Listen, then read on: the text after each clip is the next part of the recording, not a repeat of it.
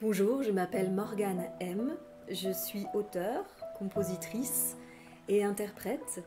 J'ai commencé par le chant celtique quand j'étais enfant et puis ensuite je me suis intéressée à toutes les musiques expérimentales, le jazz ethnique, tout ça, avant d'arriver à la chanson française.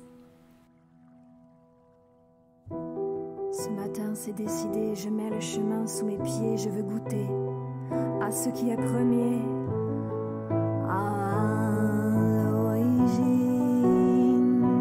Dans ma chanson originelle, qui s'appelle Originelle, c'est aussi le titre de l'album. Dans cette chanson, il y a, oui, comme un appel de ce qui est lié au contexte aussi évidemment en ce moment avec le fait d'avoir été confiné. Je pense qu'il y a beaucoup de gens en ville qui ont vraiment souffert d'être enfermés entre quatre murs et du coup le lien à la nature est apparu capital, est apparu primordial. Et on s'en est enfin souvenu et on en a enfin parlé du fait que l'homme n'était pas là au départ, la nature est avant nous présente. Donc l'humain est une petite chose par rapport à la beauté de cette nature, à sa capacité de donner et d'être forte et belle. Et donc dans ma chanson originelle, je parle de ça, de revenir à l'origine, revenir aux sources et se relier à cette nature qui nous a tellement donné. Donc c'est un peu comme un cri, c'est un peu comme un cri d'amour pour cette nature, mais aussi vraiment à nous relier à elle, c'est-à-dire à descendre aussi dans notre écologie interne, parce que ça, je suis persuadée que plus on descend en nous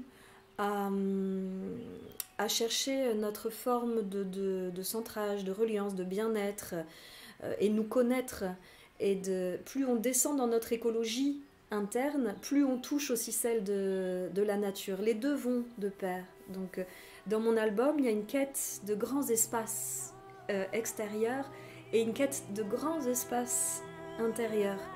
Et pour moi, c'est le même endroit. C'est la même chose, en fait.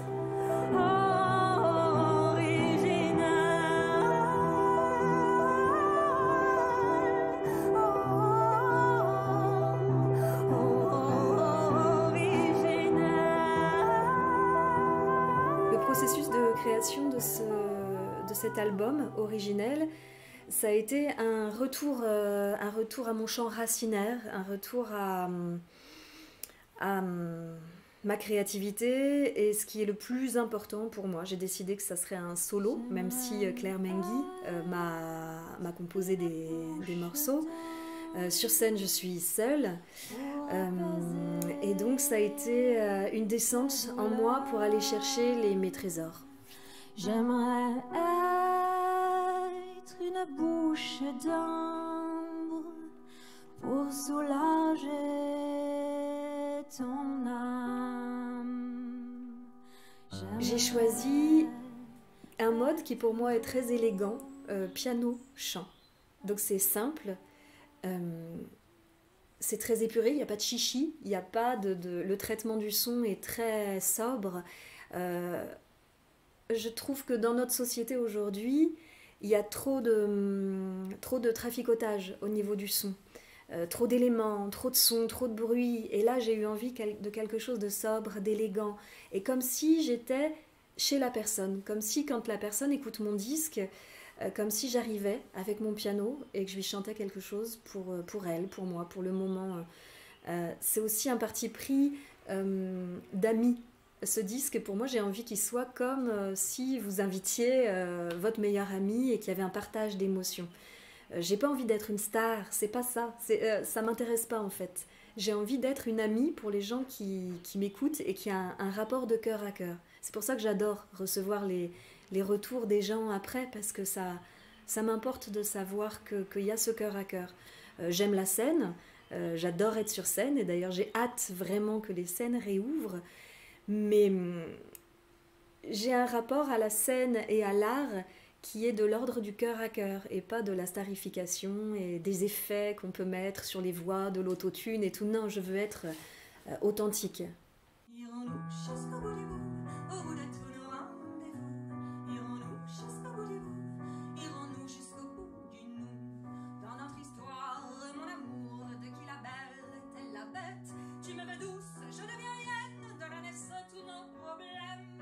La nature a vraiment une place capitale dans mon œuvre. Je suis née à l'île Grande, donc vraiment un endroit absolument sublime sur la côte bretonne. Et vraiment l'île Grande, ça a été ma muse. Mon rapport à la beauté, mon rapport au contraste, à la puissance des éléments. Et du coup, la nature a vraiment pour moi une place capitale. C'est ma source d'inspiration première. Mon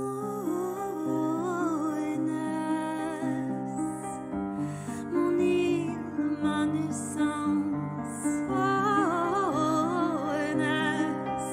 comme un parfum d'immense. Mes inspirations musicales, elles datent de quand j'étais enfant, comme beaucoup d'artistes en fait, comme beaucoup de personnes. On est pétri de ce qu'on a entendu enfant. Et mes parents écoutaient beaucoup de musique irlandaise, beaucoup de musique arabo-andalouse, séfarade, et aussi de chansons françaises, Moustaki, tout ça. Donc en fait, j'ai eu ces trois couleurs dans lesquelles j'ai baigné quand j'étais enfant.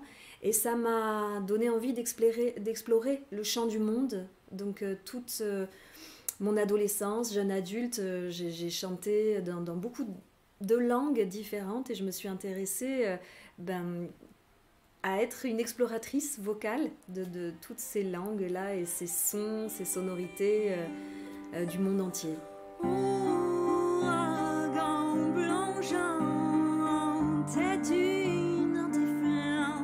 Dans le morceau Enesver, c'est une ode à mon île natale, à l'île Grande. Et justement, c'est vraiment un cadeau pour elle.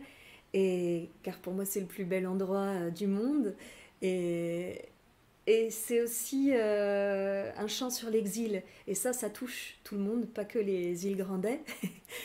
Beaucoup de gens ont vécu l'exil, c'est un thème qui est cher aux Celtes parce qu'on l'a aussi beaucoup dans les chansons irlandaises, la douleur de quitter le pays qu'on aime.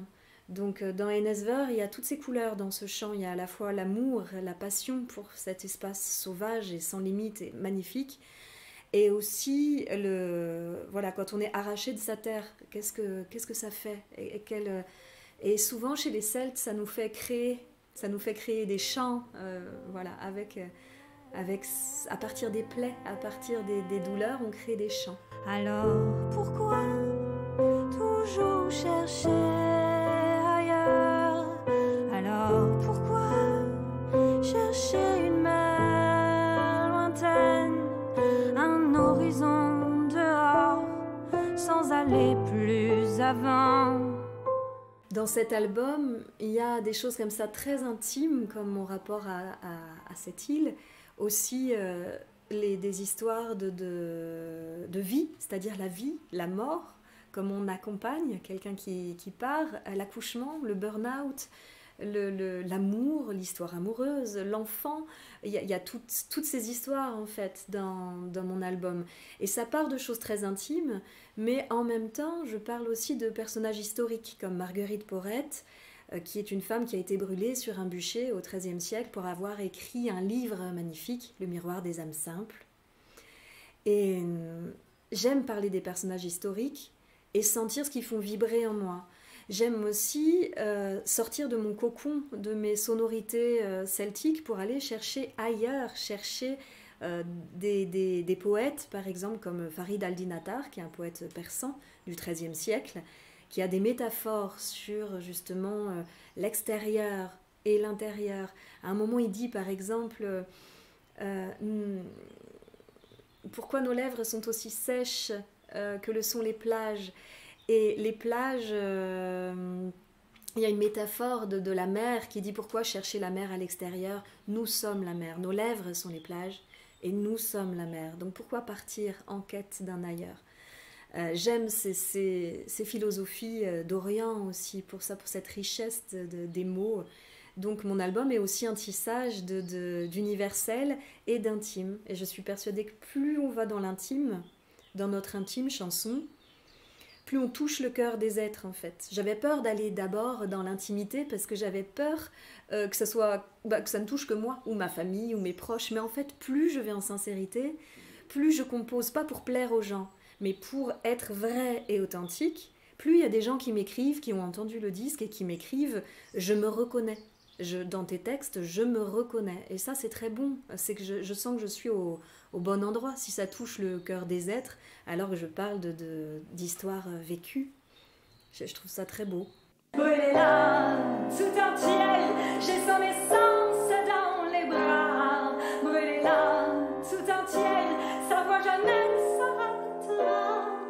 Brûlée là, tout entière, l'amour est son seul combat. Brûlée là, tout entière, prenez son corps, nous, on garde. Lors des derniers concerts, avant que ça s'arrête, que tout ça s'arrête, j'ai des très beaux souvenirs musicaux. Et ce qui est rigolo, c'est que mes plus beaux souvenirs, c'est pas les moments où je chante, c'est les moments de suspension à la fin d'un morceau.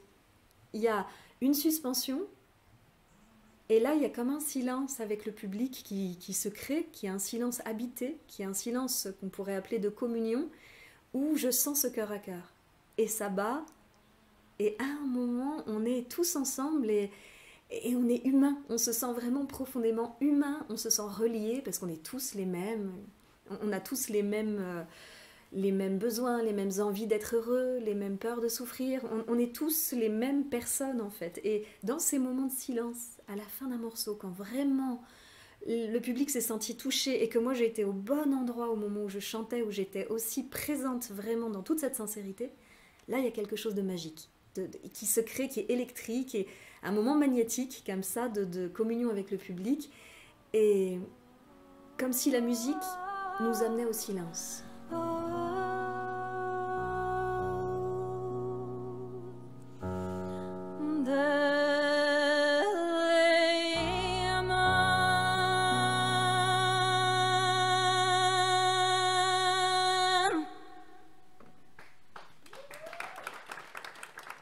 Si ça vous a donné envie d'écouter l'album originel, vous pouvez le trouver pour les Bretons à la librairie Goualarn, à Lannion. Et puis aussi, alors là c'est le petit joyau, vous pouvez aller chercher le disque à l'atelier boutique à l'Île-Grande. Donc comme ça vous pouvez faire en plus une balade extraordinaire et puis trouver le disque à l'atelier boutique. Et ensuite vous pouvez me retrouver aussi sur les plateformes, Spotify, Deezer, tout ça, sur Facebook, YouTube. Et j'ai un site internet aussi sur lequel vous pouvez commander l'album. Et ce site, c'est www.morganem.net.